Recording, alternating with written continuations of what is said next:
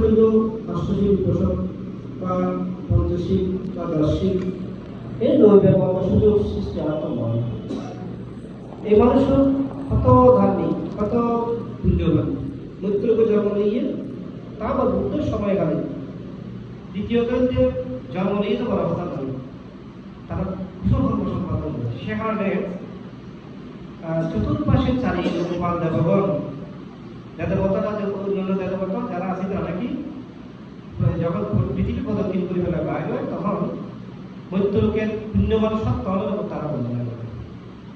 মানে তারা চিন্তা করে যে তারা কোনো অনন্ত করতে চাচ্ছে অসাগর উপর দিলে ভ্রমণ করতে দিলেও ছুট হবে এবং এটা তো আনন্দগুলো ছাড়া কিছু নেই।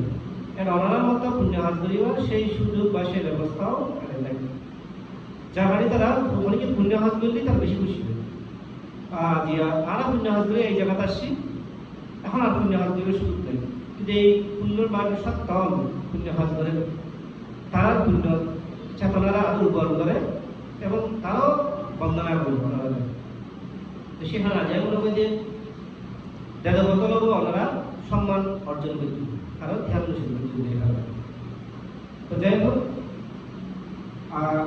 সকালবেলা যে প্রাসঙ্গিকতা গেলাম বই পুণ্যবান সত্তা, পুণ্যবান মহাপুরুষের জন্ম জেনে জেনে নয় কিনে হইল, এর একটা কারণ আছে।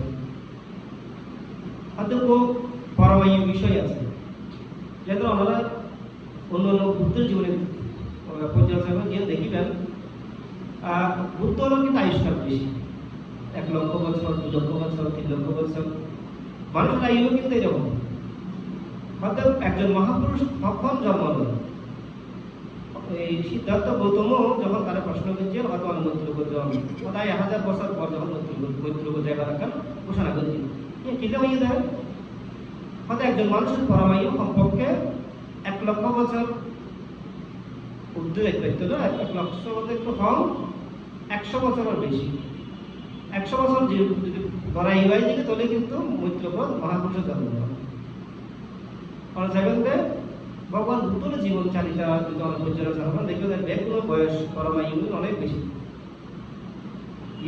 কিলে হচ্ছে আমরা ভগবান প্রথমোত্তর বুদ্ধের জীবনের যে দেখি আমরা দেখা যাচ্ছে রাহুল ও প্রথমোত্তর বুদ্ধ জীবিত অবস্থা জন্ম নেই, আবার দেহান্তরে গেলে আবার তার পাড়ায় পূরণ হয়েছে, এরপর আবার জন্ম নেই রাজা, এই সময় প্রথমোত্তর বুদ্ধ আছে।